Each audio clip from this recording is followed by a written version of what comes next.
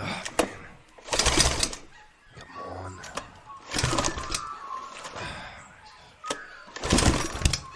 Or would you just start?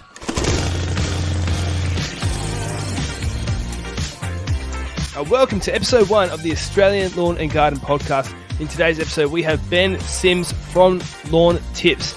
He's a much-loved YouTuber. He's been making a whole golf course at his house from scratch. People love watching it, and we're going to learn a little bit about him today. So back up your mowers, make sure your battery's on charge, and let's get cracking.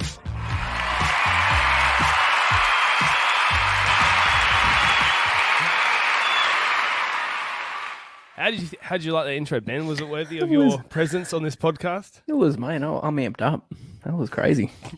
Good. Podcast number 1, which is either an honour or an insult because all the mistakes that I could possibly make are going to be made on this podcast. Yeah, I take it as an insult, man. Okay, cool. Thanks. Well, if you're really offended, you can leave right now and back out. And no, we're still here. Great. So, yeah. Awesome. Yep, that's it. Anyway, thanks for coming on. Look, this podcast, I just want to do a little intro on what it's going to be about. I work in the lawn and garden industry, and for many years, and I know this is your story too, there was nothing online that was very helpful for the Australian market. And then you came along, a few other people, Brenton ended up coming along. We'd like to get him on one day. And over time, things have grown and progressed, but I still can't find a podcast that has the interest or the things that I'm interested in. Lawn care, going in a bit deeper, just good conversations, garden care, things like that. And so I wanted to create one, and I thought you were perfect to have on. Obviously, we get along all right, and you know you've got great influence in the industry, and so obviously a great guest, but also exactly what we're trying to get at. We want to talk about things that are interesting to people, and there's a lot of people who will be mowing their lawns, planting their veggies, hedging their hedges, and they just want to learn some stuff in audio form. So that's what this is about. So thanks for coming on. Episode number 1. No worries, bro. Anytime. I'm excited. I'm a bit scared of the questions you're going to ask me, but I'm excited. Nothing too personal. Sure. Anyway, first question. Who's your favourite child out of the 4 you have? Nothing too personal.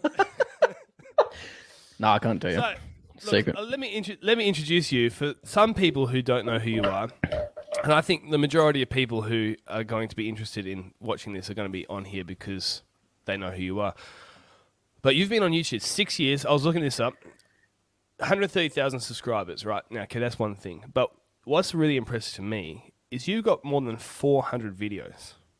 Do you know that? I did. And there's some hidden ones on there too. So there's about 430, I think. Hidden yeah. ones. Why are they hidden? Yeah, so unlisted ones that I took down because I could. Because you could, or because you were embarrassed, or you dropped the ball with some information that you don't want to share anymore? Nah, got served a couple of lawsuits, so I dropped them. Really? Yeah. How much of that can you talk about? Probably not a lot. Really? It was all word of mouth, like not word of mouth, like it was said there was going to be a lawsuit chucked at me, so I just dropped them. Okay. So is that With certain products and things, yeah, that I didn't make some people very happy. So you're getting all the scoops already. Right. What's going on? Man, we started off straight away. Start off with a banger. I was actually going to ask at some point in the podcast if there was a video that you were not very proud of that you were taking down. I know for me, because I've been in the game for 10 years, and I can look back on some jobs I've done where I've given pretty average advice and then got some average results. And over time, I drive past that property and go, man, if I was there again, I'd do it differently. But obviously, that's not public. Whereas everything you do as you're learning is public. So surely there's things that you've put out, and maybe you've left them up, or maybe you've taken them down where you're not so proud of that information you've shared. Nah, there's been nothing I've taken down that I've been embarrassed about or unhappy with. Like the only things I've taken down is because I had to take them down. That's the only reason I've probably taken any videos down. But I think even ones that I'm embarrassed about, like my first few videos, like it's a good learning curve. You know what I mean? It's embarrassing, but to look back on. But I wouldn't change it. You know what I mean? It's embarrassing because it's just like you're new to it though. Yeah, because you're a bit awkward. Yeah, Yeah, and you bit don't know awkward how on to look camera. in front of the camera and all that. Sort Exactly, Of stuff. exactly. That's exactly what it is. Yeah. One of your videos was getting recommended to me. I sent you a screenshot of it, maybe 3 months ago or something like that. I was like, "Who's this young whippersnapper?" Was that the one when I had a big beard? Was it that one? Well, I wouldn't say big. I mean, there was hair there. We're still talking about beards. Yeah, we are. Yeah, I can't talk. I don't have the ability to grow a big beard either. But no, it's getting. You had a lot of views on one of those earlier videos. Like it was over 1 million views or something like that. Oh, really? Which one was that? Oh, I don't know. Oh, just making stuff up on the spot, bro. Well, let's look it up. We got time. We do. We have heaps of time. We're podcasting. Tips. Well, so I'm googling that. What are you most proud of? So, if we're talking about the videos that you've probably made some mistakes of, what are you most proud of? What am I most proud of? That is a hard question. To be honest, probably the golf green build over the last 6 months. That's something I was honestly I was a little bit scared to do it because it was going to be on camera, and it was going to. Did you hear that beeping noise? Nope. Okay, Hear sorry. a chainsaw in my background. Yeah, I can. Just. I have these beautiful jacaranda trees outside of my verge that stupidly have been planted directly under the power lines. And Okay. every year they cut it back to like sticks. With a chainsaw. Yeah, like the council comes, and I'm just like, why wouldn't you either Just chop it down? permanently move the power cords, which I assume would be incredibly expensive, or just chop the whole tree down and plant something that doesn't grow that high? It's just so expensive. Like, surely, like 2 years of pruning it back would cost the same as, or a few years. Do they look nice though? That's the thing. For, Do you suffer for the looks? no, they never look nice because they never grow back properly. Oh, yeah, we'll get rid of They're them. like, they're like, you know how when you I think it's called coppicing or epicormic growth. Actually, is what it's called to get all technical on you. So when you like cut, here we go. This is a podcast. We're getting deep in information already. We When you, are. I'm lost. When you cut a tree back to its like a branch right back, right? Because you got the hardwood in the middle. The growth comes from the epicormus. I think that's what it's called on the outside.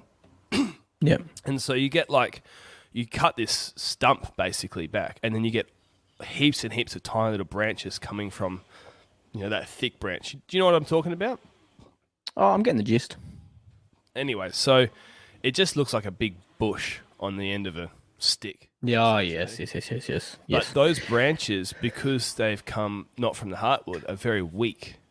And so if you have like, you don't want to cut a branch like that that's near a house or anything that could fall on, because those branches, as they get bigger and bigger and bigger over time, you know, they're just not as strong. Anyways, but for those people who are into gardening and tree lopping, they'll know exactly what I'm talking about. And so it doesn't look like a tree. It just looks, every year they cut it back and it gets knobbier and knobbier and knobbier, and then that's it. Anyway, so there's guys tree lopping out the back at the moment. Fun. I'm looking for this video, and look, yeah, there's nothing with over 1 million views that was that far back. Maybe it was 100,000 views. I think the first video I got 1 million on was the taking my lawn down to 10 mil or something like that. Yeah, I'm looking at that now. That's got a good chunk of views. So random, man. I don't know why.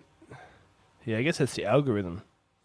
Yep. You most watch taking down to 10 mils, 2.3 million views, 3 years. Wow, that's gone up more. That's crazy.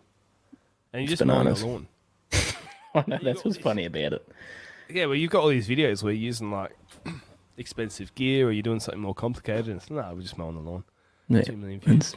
It's funny, isn't it? It must have been because it looked fake or something on the thumbnail. I don't know. Who knows? YouTube just did its thing. It's not even that stripy. It's not even like. Maybe that's why, though. Maybe it looks like AstroTurf because it's not striped up. Don't know. No. But you got a full renovation, which is 1.6. See, that's the sort of stuff that I would see, like the renovation stuff, because surely people would be like, I want to renovate my lawn. Let's look up on YouTube how to do that. 1.6 million. And then you got another one taking it down from 18 mil to 12 mil. And that's got 1.2. Need to do that title again. Do you think it's a title? I mean, we got one. I don't know. Made you proud, but what, like, working with the algorithm, does it annoy you? It does, because it's always changing. So it'll change. Like, they change it every couple of months, I'm pretty sure. So you're always trying to figure out, like, how to push videos to people, I guess. Do you have a goal number-wise where you're like, I need to hit...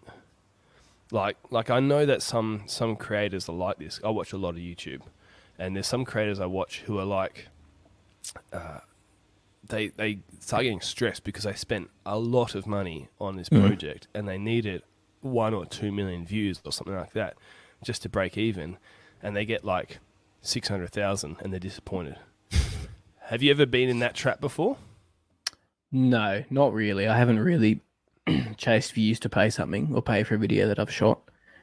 I haven't really. I mean, I've always had a goal of, but when I first moved into this property, my goal within 12 months was to start averaging 40,000 views per video, just because it was a goal I set for myself. Mm-hmm. You got to set a goal so you can achieve something, but I've never like needed those views to pay for something, I guess.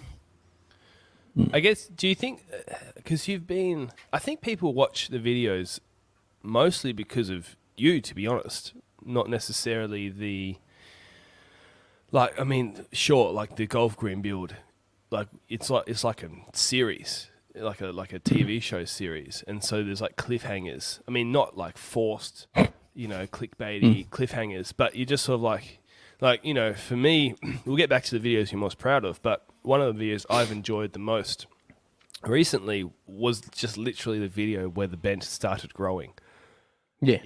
And it's like, it's not even like, we're talking like a millimeter of growth. It's like, it's still sand. Like the green is really, it's sand, and there just happens to be a couple of leaves poking through. And it's like, wow, yay, we've all come along for this.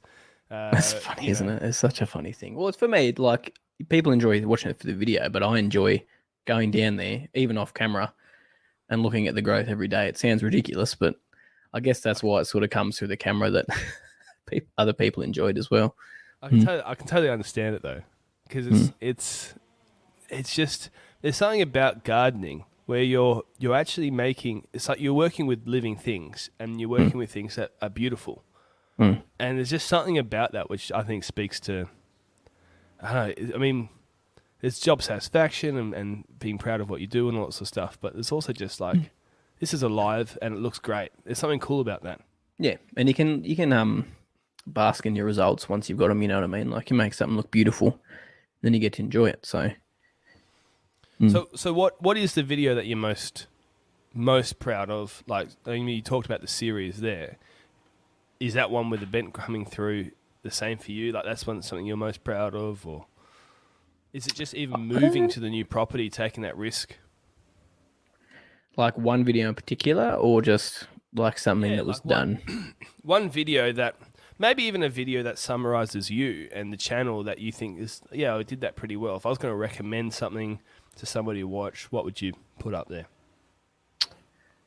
That's a hard question, man. I'd say, I think even like, for me, like when I eventually got the seed down for the bent grass, like once the project, that's basically all the hard stuff's done, we're now into the stuff that I enjoy doing, which is growing grass. You know what I mean? Like, construction's not my forte. It's not something that I ever learned how to do. I've just watched people do it, and then I gave it a crack. But I think once I got to the sowing down the grass seed, for me, that was like, I was really excited to have that video done and to post it and start the journey of looking after grass. Because there was quite a chunk of time there where I wasn't doing grass videos. I was doing construction, which is not my area of expertise.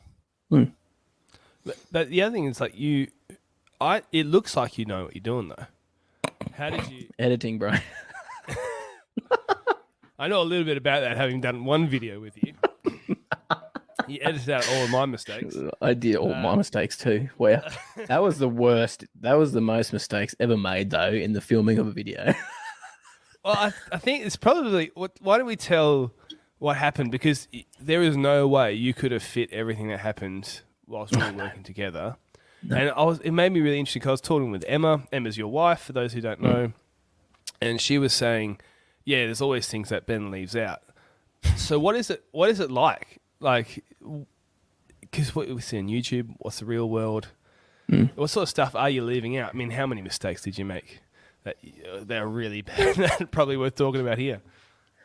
There wasn't really many mistakes. I think what Emma's talking about is like how slow I was when I first started it, and I just used to speed it up like really, really fast. So there wasn't really anything left out. I guess just leaving out the true context of how slow I was doing things when I was first getting used to the equipment. But I haven't really, generally I'd leave mistakes in there. It's just the day when we did it with you, there was mistakes. Me. Is that right? Like, yeah, bro. But it's not. Sometimes there's stuff worth putting in there that's a mistake, or sometimes it's stuff that's not relevant that wouldn't, like, get the viewer watching it. Like, if you know what I mean. Yeah, like us accidentally. What do? We put the wrong float valve in there, so we had to go buy another one and then put a different one in. Like, yeah. You can just quickly mention it while you're putting the new one in. You know what I mean? You have to show every little piece and then all the dirt we got in the filter and that kind of thing. But generally, I honestly don't cut much out. It's more. I guess I don't show the real time sometimes. I guess is the reality. When I was with you, I was holding the camera, and I was like, "Oh, let's film this. This could be interesting." And you were a lot more relaxed about filming it. And I got to a point where I was like, I understand why he's a lot more relaxed, because there's probably 16 hours of footage you've got to put into a 10 to 20 minute long video. Exactly. So you pick and choose what you film. Otherwise, my videos could be like 40 minutes long, but I don't have the time to edit that long of a video at the moment. Until obviously if I got an editor in the future, which I had someone for a while, but it's just cost and just figuring out the best way to do that, because obviously I'm putting so much money into the projects at the moment. I can't really stretch it out anywhere else. Do you feel like do you know Colin Furs? You ever watched his channel? No. I've heard the name, but I don't know who he is. He's like an original YouTuber. He does these sorts of making crazy things projects, and he's been digging a tunnel underneath his property. Yes, actually, I do know. He put up a video, because this is the thing that's crazy, is you get the people like Mr. Beast who just really think everything through with the algorithm, getting all the views, everything possible to make it work. Colin first put up this video of, I don't know how many views it's got now. Maybe I should Google it while I'm looking, but he had this series just like you, where he's been making this tunnel, and it's like, videos over years, and he just put them all together in one video. So no more editing, just 2 hours of footage, and it's got a crazy number of views. Really? Just real-time footage. I feel like you've mentioned this before. You probably have. I can't type and talk at the same time, but I do like numbers. I'm a bit of a weirdo like that. Colin Furs full build. I'm YouTubing that. So what's he building? A tunnel under his house? Yeah, it's like a full tunnel. For what? Just for fun. With a spoon or? Well, I mean, you can watch it. It's 2.5 hours long, and it's got 13 million views. Whoa. Oh, yeah. Wow.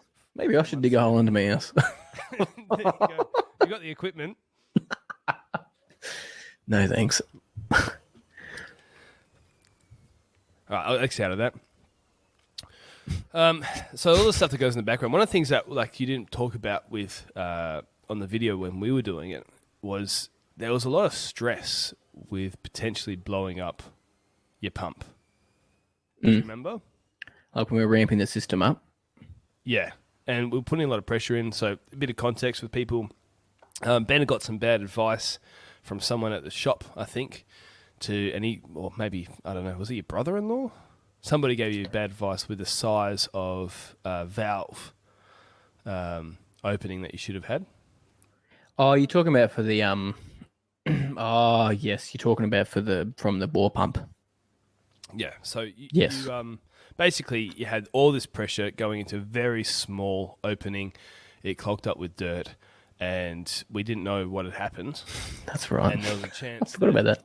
your pump shut off, and you thought you had blown up your pump for a second. There. That's right. I'd forgotten all about that. There we go. Put it in the back of your mind. I What suppressed what it. is the most, because we were close to probably doing some real damage. What is the most embarrassing or most expensive mistake you've made in the industry? You can go back to golf course days. You can go back to all this sort of stuff that you've done. That was pretty close, but what's there that you've done that you're really embarrassed about? Probably the most embarrassing thing is we had an old bunker bike or bunker rake. And we used to have to check the oil every day because it used to smoke like crazy and used to burn through the oil. Mate, just cheap old country club not wanting to buy a new bunker bike. Anyway, one day I was an apprentice. I decided not to check it because I was in a rush and it was like 5 a.m, so I was trying to get the bunkers raked. I didn't check the oil and got around half the bunkers and then the engine blew up. So that's probably the most expensive. Yeah, blew up. Just went dry boil. How's your boss? Pretty good because it was a crappy engine, so it wasn't too bad. But I just felt silly.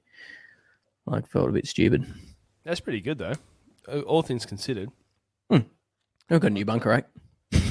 There you go. It wasn't insurance fraud, was it? It wasn't done on purpose. Hey Ben, just still trying to can you cover my just go behind tracks. the shed and set this on fire, please, for us. Have you Should have done that. Have you ever had like a sponsored bit of gear where someone's lent it to you or they've given it to you and you've like stuffed it up and you just can't bring to put it on camera? I did when I had first got the skiddy. First drive of it, I went down to the back paddock in it and came back with a bucket full of dirt. And one of the hydraulic hoses got stuck in the cow grate and it completely ripped half the whole hydraulic system out. I don't think I showed that on camera. Why is that? Oh, and I also, the trench digger that I have, it got caught on a rock when I was digging the electrical down to the bore pump and it completely bent the whole like manifold on the, whatever you call it, manifold, the frame. Yep. on the digger, and it ripped it straight off the skiddy. I also did that. I paid for that one. Gee. And that cost about $800 to get that fixed and welded up. But I paid for that out of my own pocket. That's not too bad though. No, it was just a silly mistake. It just grabbed a rock and then it just flung itself off. It was when I was digging through some shale down there. Should have just got the excavator out, but I was in the zone. Well, if they're the worst mistakes, how long have you been? 12 years, 15 years? Greenkeeping? Yeah. It's a good question. It'd be about 15 years, yeah, around there somewhere.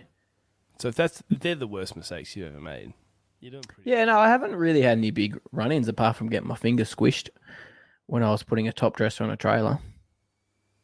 Back at the golf course? Yeah, I was hooking up a top dresser onto a tractor. This is about 5 o'clock in the morning, and this is when I was doing lawn tips and greenkeeping full time. So I was trying to get the business going, and I was doing my golf course stuff. So I was probably getting about 3 to 4 hours sleep a night because I was shooting videos, editing them, doing all my emails, doing orders, all that sort of stuff. I was living on nothing, no sleep at all.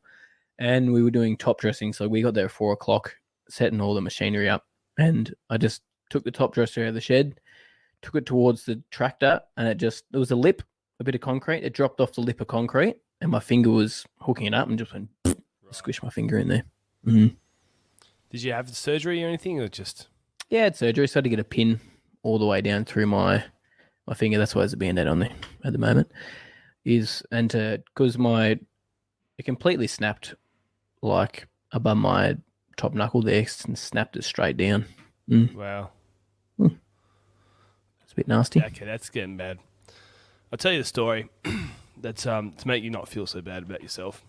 Because as I was thinking about these questions, I was thinking like, what is the worst thing I've ever done? Anyways, without further ado, I once set my largest client's facility on fire accidentally once. What? How? And had to have a quarter of the facility evacuated. It gets worse. It was an aged care facility, which is like a Bro. it's halfway between a retirement village and a hospital, right?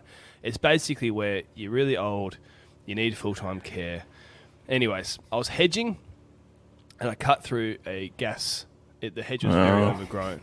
I've cut through a copper gas pipe, and I had my earmuffs on. I didn't hear any gas come out, and I didn't think I'd done any proper damage. And I walked straight to the facility manager's office. I was like, "Hey, look, really sorry, I've just cut through this thing." And they're like, "Oh yeah, no worries." And we just really leisurely walked. It was probably a minute or so just to walk out to the area I was in. And we walk around the corner, and the bush is on fire because it was next to a gas heater. The pilot light has set the gas on fire. And the old lady's room who I was cutting next to, she had a window open. And so they called the fire brigade, but it flooded a quarter of one of the wings of this place with smoke. Fire brigade came, all that sort of stuff. It was 168 rooms. So it's like 42 rooms of very elderly people who were quite needing attention were evacuated. Bro. So if all you've done, I mean, hurting your is bad, but if all you've done is an $800 thing on a trencher, that's not too bad. It's not too bad. So what? So did you have to pay anything? Did your insurance have to do anything for you? Or I offered them because we got public liability insurance, and I was like, yeah, that was my mistake. Here's my details. And we had the contract there for a couple of years, and they were like, don't worry, we'll sort it all out. Really? I was like, wow. Yeah. How good is that? Well, it's not good, but you know what I mean. But I'm not going to tell any of my other stories because I've got to save them for the other guests. But I'm going to ask people this question. And as I was going through it, I think I've got about 10 things that are worse than you. Really? Well, I got off pretty good then. Not that bad. That's the worst one. That's the worst thing I've ever done. But and you're younger than me too, bro. How does that even work? You must just be a loose cannon. I feel older, though. It's probably all the stress from making these mistakes. All right. We're going to have a break and talk to one of our sponsors, and then we'll be back. Today's episode is sponsored by Catch Pro Australia. This is a great Australian business. We've used them for many years. You can see here the two products I want to talk about. The first is this catcher right here. This is the Catch Pro. This is the thing that started off this business. It's a great little catcher that you put on the side of a mower there. You can take it on and off, which means that your mower doesn't have any more problems fitting through gates, unlike some manufactured blower-assisted catchers that are way more expensive. They can be $4,000 plus. This one, obviously the capacity is reduced, but for a lot of people who are out there just looking for something to help pick up some leaves, they've got a couple of clients that they want to have a little bit of a better finish on than just mulch mowing, and this is a great option. The second thing I want to show is this Pro Shield. This is a game changer for anybody who mows around a lot of windows or things like that. There is actually a motor there, and it powers off your battery, and so this flap here will open and shut at your command. And if you're mowing the windows, you can shut it. If you want to turn and open it up to let more grass out, then you can do that on the other side. It's a really handy bit of a kit. We use both of these in our business. If you're wanting something like that, then simply head to catch-pro.com.au. Great guys. Ben's a great guy, supporter of the channel. So head there and they'll help you out. All right, and we're back talking with Ben Sims from Lawn Tips. Ben, I've got to ask you, you're obviously online a lot. There's a lot of great online lawn care pages and things like that, but not all the information on there is good. What is your pet peeve with the worst advice you see for lawn care? It's always grubs. It's always something's got grubs in it. Always. So you'll see a lawn that's just lacking water, and it always seems to have some sort of grub damage on it, and you always have to go put some soapy water out or get your wet towel and chuck it on the lawn, and then you'll find out if there's grubs there or not, or just chuck out some insecticide and kill them. And I'm like, mate, the amount of people that confuse it for dry, and it's just being uneducated, you know what I mean, or seeing something that's brown and it looks similar to what grub damage looks like, so they just recommend putting out an insecticide, which is scary because you got to be, any product you put out on your lawn, you've still got to be uber careful with and avoid putting stuff out if you don't need to. Like, just be safe. And this is expensive too. If you put the product down, it doesn't work. Yeah, just because your lawn's dry. And there's been times when people have just got to be so careful, because I think it's like we used to talk about in the golf course when you had to deal with members. Everyone that's ever grown grass or watered grass thinks they know everything about grass. Yeah. Especially when it comes to the golf course. Like, members seem to think that growing greens and doing fairways and everything is just like doing their kikuyu patch in their backyard. It just Yep. makes me laugh. Cutting But with that's their just the way it rotary. is. Yeah. Their rotary is 6 centimeters tall. You know. And they laid Yeah, turf 20 unplayable. years ago, and it's just easy.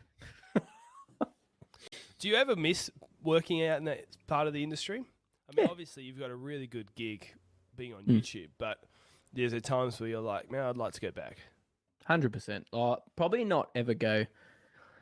That's a hard one, because I wouldn't swap anything out for what I've got now. But there's days that I do miss, just the days of getting up early, going to the golf course, because it's just so beautiful out there. You know what I mean? You're out there by yourself, mowing grass. Like, it is, honestly, it was.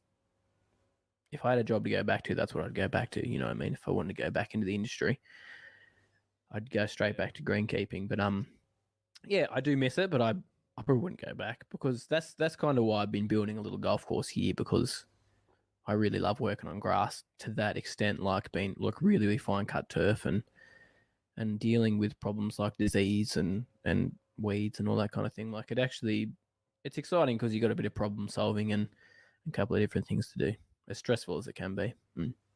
Do you feel though, like, I mean, this is a problem that I've taught so many people over the 10 plus years of being involved in the industry. There is this love and passion to be in, like I said, making beautiful things out of living things, and you know, like you feel so proud of your work after you finish. You know, you mow, you're sitting on a mower, but you turn around, it's like, man, this looks amazing now. But the industry just is a really hard industry for people to stay in long term, because of the challenges with time, or the challenges with the physical nature of the work, and ultimately the pay as well. Yep, 100%. Yep, that's the thing, and it's because a lot of guys that work in the industry, obviously, family time isn't as highly prioritized. We can't do it as much because you're on call most of the time. Technically, if something goes wrong on the golf course, you got to get down there. You're working weekends. There's no such thing as holidays during summer, because that's your busiest time of year. Unless you've got lots and lots of staff, then you're going to be fine. And the industry is quite low paid, considering the amount of stress and the amount of hours that people have to deal with. And plus the knowledge you need to know when it comes to looking after golf greens and applying products and identifying things and looking after all your staff and dealing with members and like everything that's involved, especially with supers. Like, I think they're a little bit undervalued these days and that's why the industry's getting smaller. Like, when I went through TAFE and did my training, we probably had about 10 people in the class. Now my brother's doing it, and I think there's 3 or 4 people in the whole region, and we had just from Orange. That's like all across the Central West, which is, I don't know, quite a few towns. I don't even know how many there is, but yeah, it's just ridiculous at the moment. Yeah, and like, as someone who's been running a business in this industry for 10 years, it's so hard to buck that trend, because I think ultimately there's just the necessary things that are difficult about lawn care or garden care, which is the weather, you know, occasionally quite physical, or you know, regularly quite physical, things like that, right? So that will grind the gears. I mean, in the golf industry, you've got those hours you're talking about, but then you just got the pay and the people. I think supers. I think a lot of people in the industry are underrated as to how difficult the job actually is, because identifying excuse me, problem solving, identifying and coming up with solutions to problems. It's not just sitting on a lawnmower or shoveling some mulch or digging a hole. No. And I think the award rate is really geared towards people who are just digging holes. Yeah, And so labourers. you can say, oh, what's above award? You know, you're getting paid 10 grand above award rate. Yeah, but it's like 50 grand below mining money, you know? So it's like, Yeah. you know, people just don't last. And there's people in the industry that are getting paid well in the more private courses and stuff. But the thing is, they stick around because they're getting a good deal, and management is good, and it works well. But it's quite rare, especially when you come out west or out in the country and that kind of thing, to find a place that will pay well for the expertise that's involved in the industry. Yeah. Is there anything that you would do to change it if Ben was, governor of the world, of the lawn care world? Is there something you could do to attract more people into the industry? How do you get better pay, or is it just, I don't know? It's a problem because places like golf courses sometimes can't afford to even pay it. It's also the problem because you need the members there to do it. But then I guess you'd probably get more members if you're paying your staff more and the golf course looks better and you're putting more money into it. So you got to go back to the drawing board and figure out what's going to get more people in there for starters, and whether that be you have to start doing a few renos and places. So money's the biggest hurdle when it comes it's to not it. coming from the top, really. Yeah. Do you feel like, because there's been a resurgence in golf interest, especially online, Yes. and in our generation of people, and so maybe there will be more people playing golf that will allow more money into the system, but that still doesn't change. Because we don't work in the golf course industry, we work mainly in residential and small to medium commercial. But even then, it's just because of the award rate, it's hard to be competitive on price and also pay fair wages. So it's across the industry. But I don't have a solution either. It's not like I'm asking this question with an answer. It's just a real shame because we've had over the years many great people who have worked for us as a company and people who I've created friendships with in other, they've worked for other businesses or other places, and they don't last many years. Just, because ultimately, and I think it's the same sometimes in New South Wales, but in WA, just mining there's just so much money in mining. Yeah. Why would you work in gardening when, even though if you hate your job, you're still earning so much more. Yeah, especially if you want to support a family, pay off a mortgage at the moment and everything, like it just makes more sense sometimes, doesn't it? Back to online advice from that detour that we had. What do you think? We talked about what's the worst advice you get, but what's the most underrated lawn care product that people are not using enough? Most underrated product would probably be, I'd say, plant growth regulator. A lot of people starting getting on the bandwagon though, but yeah, just for the sake of time saving and the way, if you regularly use it, the difference is going to make on the overall look of your lawn, the fertilizer inputs you have to put into it, because it's not going to be growing as much. The amount of water you need to put into it, and just how much it takes the stress off the lawn as well. And I mean, plant growth regulator, if you're doing it right, not using too high of a rate and kicking along with it properly, mate, lawns that have PGR just look pure, in my opinion. They just look really good. I've never used PGR on my lawn. Haven't you? No. It helped with your kike. Well, the thing I'm worried about is because my dog just rips it up all the time. Oh, well, yes, that is, yeah. I don't want to slow down its recovery rate. No, that's fair enough. That makes sense. It does mean that I'm cutting it a lot. Yeah. Yep. What do you think is the best, if you have $50, right, and you are starting again, you got no equipment, what's the first thing you're going to go out and buy? Shovel. Or even if someone's out there, maybe they've got their basics, they got the mower and they got the things like that. Okay. Is there a product that they got to buy less than $50? You're on a budget. You just want to get something down, because when you get in the stage of PGR or pre-emergent herbicides, or especially when you're talking about cylinder mowing and all that sort of costs. I'm on a budget. What am I going to do to get the best result for bang for buck? I'd probably go a slow release granular fertilizer if I was going to go anything, and you just apply it every 12 weeks, and then you just keep on top of your watering, your mowing, you obviously edge it, make it look nice. That's what I go with. If you could go, even if it depends on your lawn size, because $50 if you got 500 square meters is probably not going to get you quite a bag of fert. But then if you got 100 square meters, you get you 2 bags of fert. Yeah. Like smaller sizes. It really just depends. But I'd stick with a granular fertilizer. And if you had a smaller size yard, you get a $30 bag of fert and then a 20 litre liquid iron or something. You know what I mean? That would be my 20 litres. $20. $20. Well. You know what I meant. New sale you've got in your You website? knew what I meant, mate. Shut up. Yeah. Ben's just committed. Go there right now. Sale now. Go, go, go, go. What's your website? lawntips.net.com? You got it. Lawntips.net.com was taken, and someone tried to sell it to me for 10 grand, and I went, "Nah, I'm good." Offer them a fraction of the cost. So I did. I tried. I even went for $1,000. I thought that was stretching it for me, and they went, "Nah, mate." And I was like, "Cool, all good." See you later. Go back to them, offer them 1,001. See what they say now. Well, no one else is going to buy it, surely, right? Like, Well, someone could.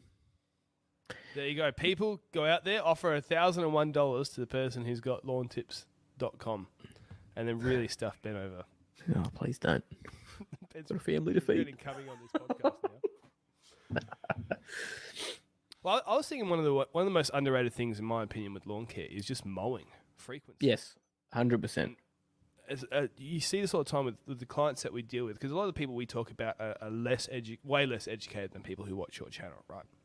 And so we're just going out there and it's like, it's, let's say it's couch grass that's, 7-8 centimeters tall, and if you got to cut it down to a reasonable height, it's just going to be yellow.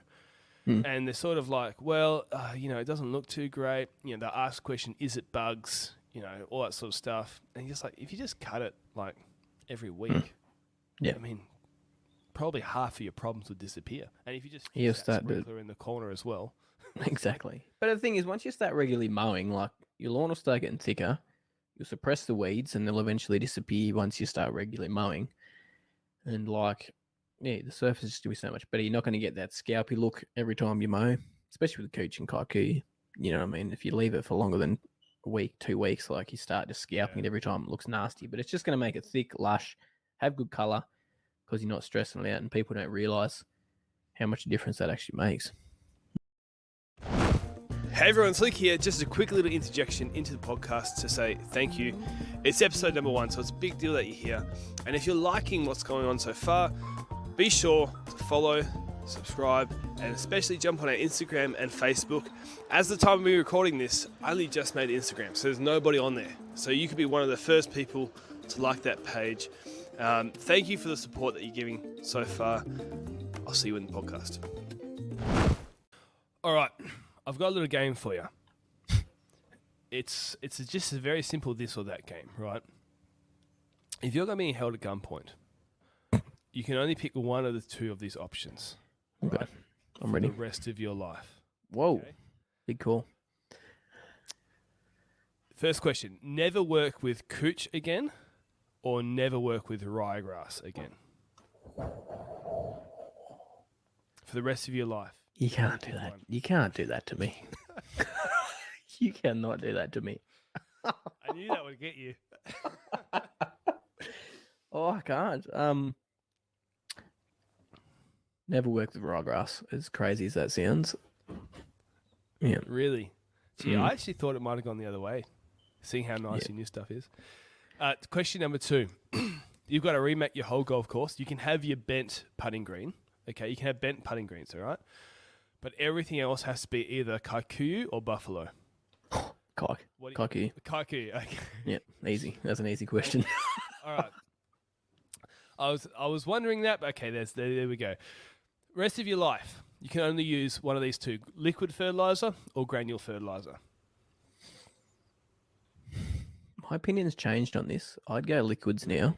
I would go liquids. I used to be a granular man, but since starting to use a lot of products with microbes and a lot more focus on soil and things, probably liquids.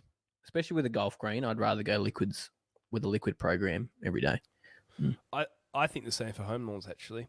And we actually changed some of our programs.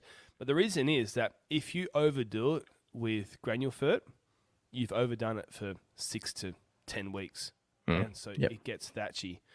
And if you overdo it with liquid, but the problem is, again, budget, time, having to reapply every 2 or 3 weeks or something like that. Yeah, exactly. That's the difference. If you've got the time, liquids all the way.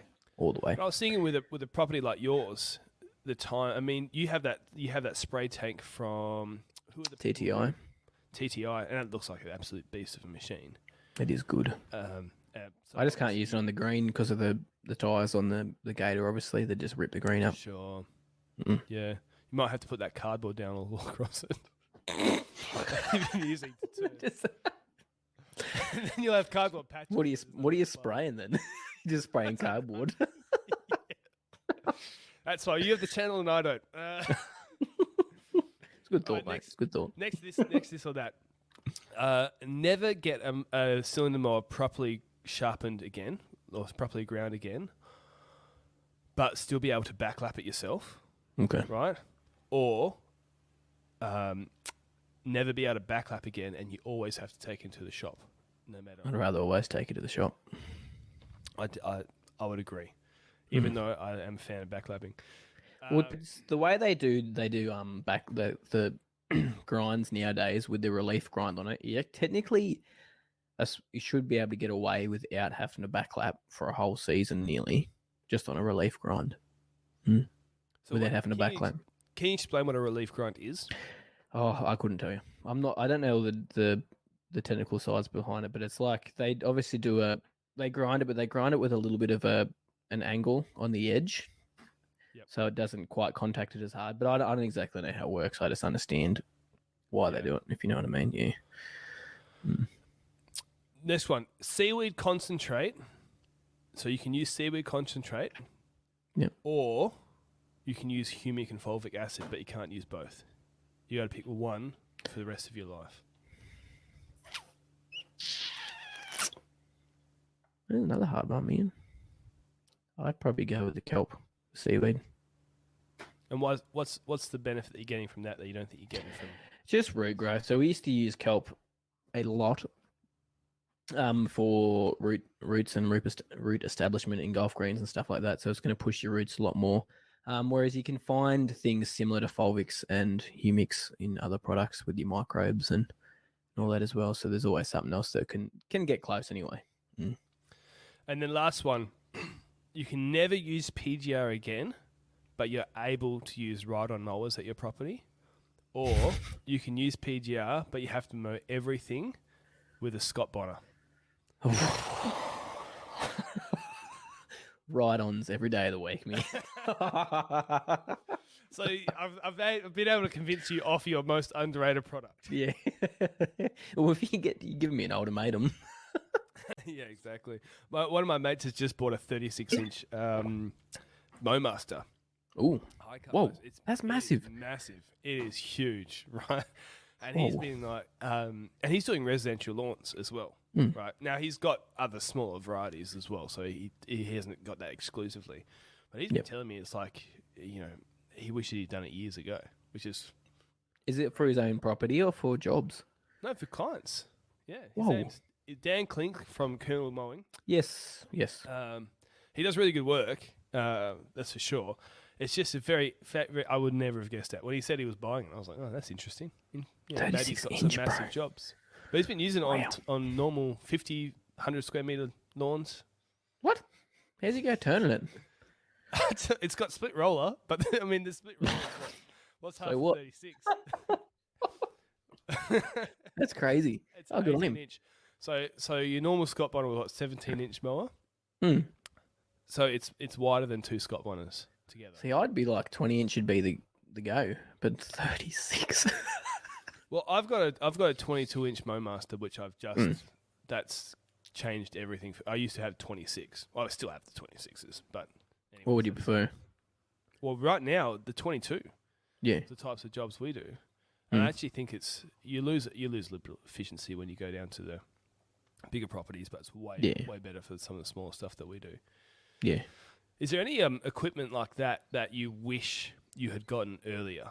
Because with Dan, he's had his 36 and he's kicking himself that he hadn't bought it. Anything like that for you? Anything I wish I got earlier. That top dress that I got the other day. Wish I had that like 6 months ago. Didn't we talk about that when I was at your property? Yeah, we did. I'm pretty sure we were talking about it and went, oh, that's right. The guys from Canada, I speak because I met them when I went to the States. And they got me to do a video for them a few years ago, and they said if you ever need any help with anything, just reach out. And I'd forgotten about that. And then I think you reminded me, and I went, oh, I'll just flick them an email. And then they went, yeah, no, we'll get one to you. And I was like, oh, should have asked a little bit earlier because I have done by hand. I've probably top dressed in the last 6 months or 12 months if you include the front lawn and everything. Yeah. I reckon like 15 ton of sand, like, Gee. which is a lot for just one property. Like if you're doing it like contracting and stuff or a landscaper or something, like, you know, it's probably not that much, but I've got not the greatest back, so it's a lot for what's going on with my back. Yeah.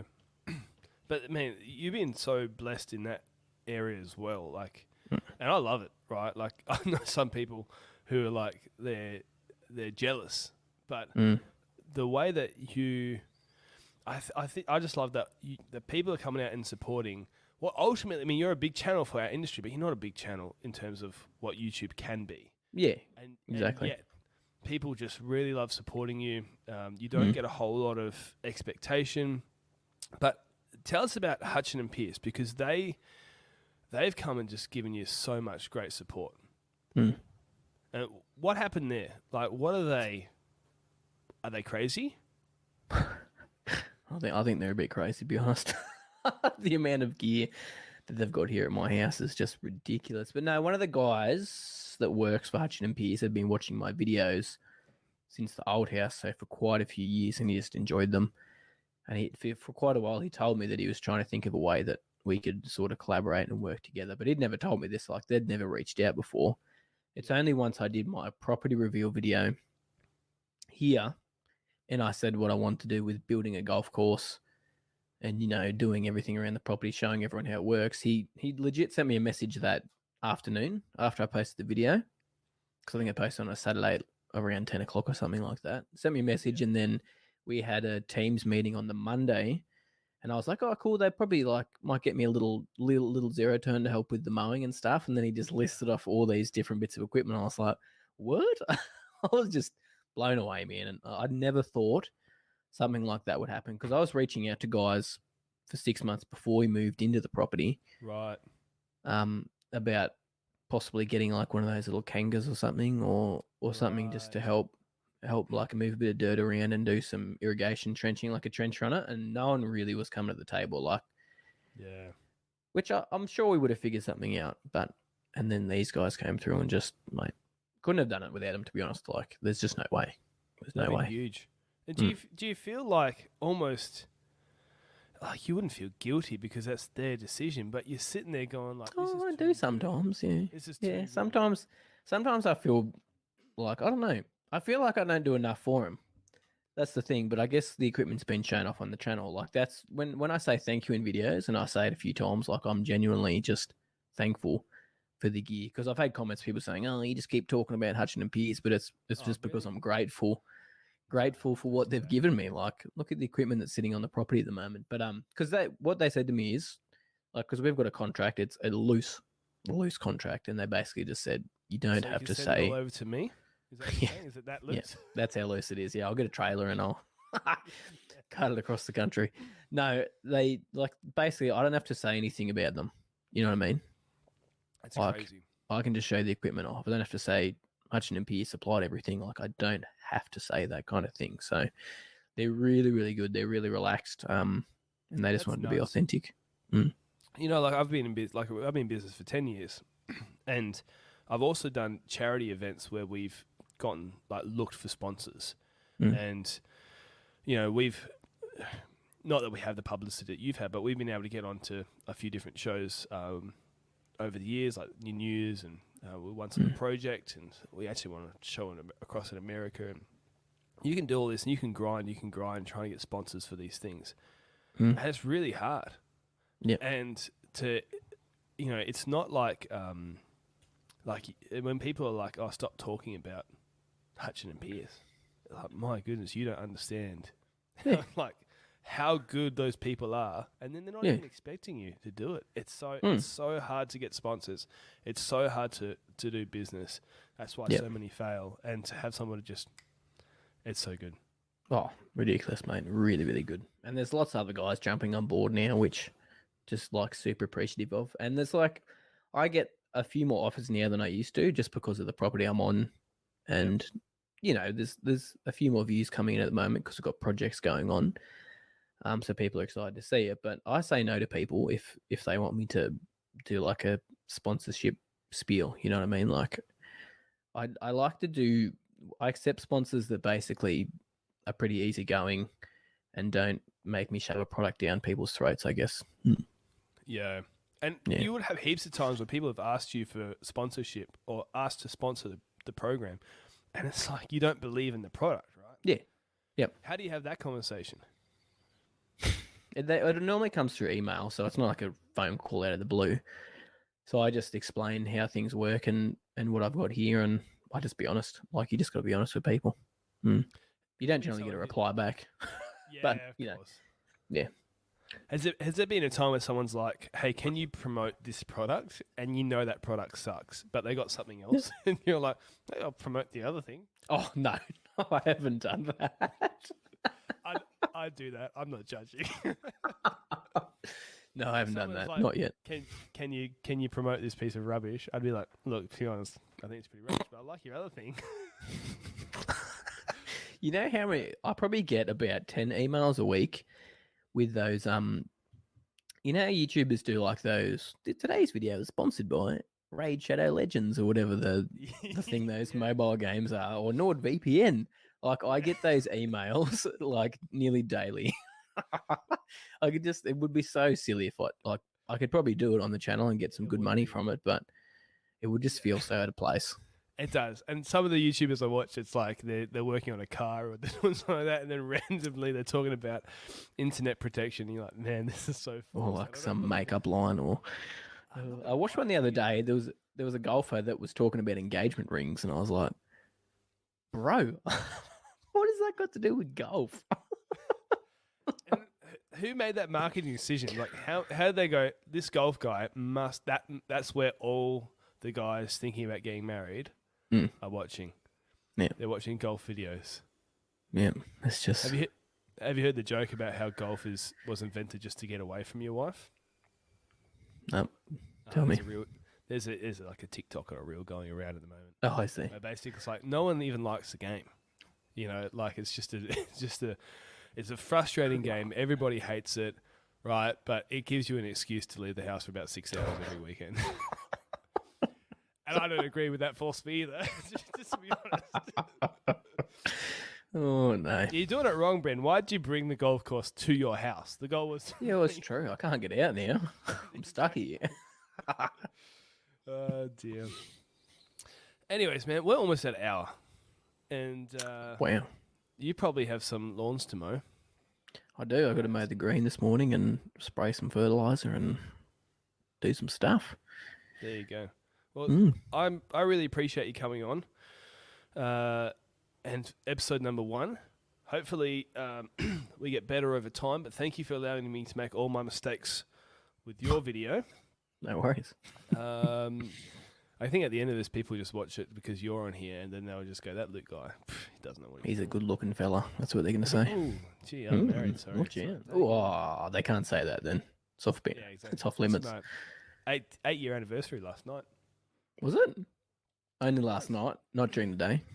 No, yeah, exactly. the rest of the day was for the boys. Yeah. Makes sense. No, I was doing work. Where can people catch you?